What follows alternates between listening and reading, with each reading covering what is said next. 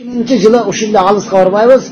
Ысыккөлдө Аксуу районунун Григорьевка айылында мен окуганмын 2000-жылы. Ошол жерде үстүнөн жаш элек окуп жүрсөк, мектепте иштеген мугалим эже медреsenин жанынан өтүп калат, тырыктатып, чукур-чукур дөңгөдөң бойдон жолук салынбайт, чачы жанган, боюнгон, өтөт, алы өтөт, бери өтөт. Күндөрдүн күндө ошол медресеге кирди. Директоруңар кана деди, директорду чакырдык, 5 минутка жетпей кайра директор чыкты дагы, мени менен досум бар эле, Токтобай деген экөөдү чакырды. Чакырып туруп айтты, бул эженин үйүнө барып туруп сабак бергиле деди. Макул, биз барып ошол мугалим эженин үйүндө сабак бере баштадык, мугалим сандан. Досум сабак берет, мен ушинтип сүйлөп берем, ал сабак берет, сүйлөп берем. Аял затынын түшүнүгү ушунчалык терең экен, мен көп нерсени айткан менен өзүм түшүнбөйм да. Ал түшүнүп, мындай кылыш керек турбайбы, мындай кылыш керек турбайбы, оба ошондой кылың деп коебуз. 1 жылга жетпестен толук хижапка кирди, узун кийди. Мектепке барбай койду, бирок айлыгы келе берди да. Ушуга эже таң калат. Мурда 1 айда мынча сабактан калсам, мынча айлык кыскарат эле. 5 айдан бери барбайм, айлык толугу менен келип атат. Не кылайын дейт? Жей бердим. Башка не дейт? Але берем. Күндөрдүн бир күндө сабактан сырткары эле, сабак убакыт боло эле мени чакыртыптыр. Бактар устаз келсинди депчи. Анын үйүнө барып сабак берип жүргөндө карыган апасы бар эле. Желме кызга окшоп чачын жандырып алып арак ичип отуруп эле. Баш коюн аны депчи. Бир тууган агалары арак ичет эле.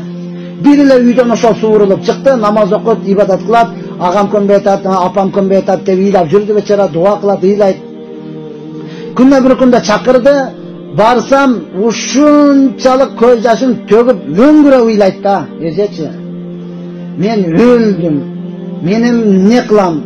Мен тозоктун так ортосунда каламбы деп ыйлайт.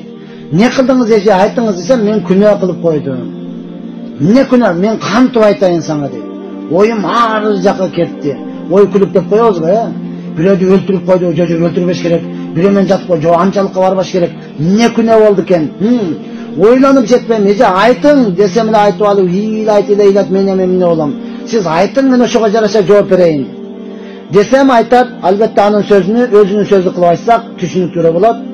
Бир тууган акем мас болуп келип туруп, ушул акка жайын кары чыккан, бүгүн мас болуп келип туруп айтты: "Сен жолугуңду чеч. Эгерде жолугуңду чечпесең, азыр көрөсүң" деп дарбазадан чыгып кетти. Ал барып дагын ичет дагын, мени арматура менен же балта менен урат. Колу менен урса чыдаймын, кичинемден таягын жеп өскөнмүн, чыдаймын. Арматура менен урса, мага устаздарым келсе, сабак берем десе, мен үйдөн чыга албасам кандай болот деп ойлонуп, чуркап чыгып, кошунамдын кызын чакырып келдим. Чакырып келип эле чачымдан, желкемден кыркып туруп, түп сал менен кырып сал дедим. Жана кыз, эже чачыңыз узун деп тазалап биттеп турган, сиркелеп турган, мынтан чачың көп сүйлөбөй кыр. Чачыны түп тамыран кырып салды. Эми жолукту салып турса, байкасы айтканда мас болуп айтпадым беле сага деп арматурду көтөрүп жөнөгөндө жолукту чечип салып турду. Эркек чачын алса эч нерсе эмес окшойт. Бу аял аппак эле жыланга алам кыла Кудай билет. Шундай көрүп эле аял акесинин мастыгы таркап кетти. Карап тура калып эле эстен тануу эле. Мындай экенсиң, эмнеге айткан жоксуң? Сал жолугуңду. Экинчи мен алдымда жолугуңду алба дептим да. Мен ушинтип чачымды кырып салдым түп тамырына, мен эми дозоктун ортосуна түшөмбү деп ыйлайт да эжечи. Айттым, эжеке, Алла сизге өзү бериптир. Муну айтуудан алдын мен унутуп кетпен, айтат.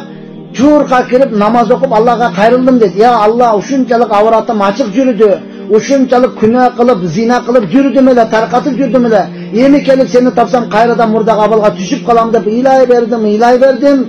Үйдүн бурчудан доош угулду. Азыр чыгып чачымды түп тамырын кырып сал деген доош угулду. Ошол доошду угул мен ушундай кылдым. Мен авлия болбосом, пайгамбар болбосом, шайтан айттыбы мага деп ыйлайт да. Анан айттым, эже, Алла Таала сизге авлиялык сыфаты бериптир, эч нерсе болбойсуз.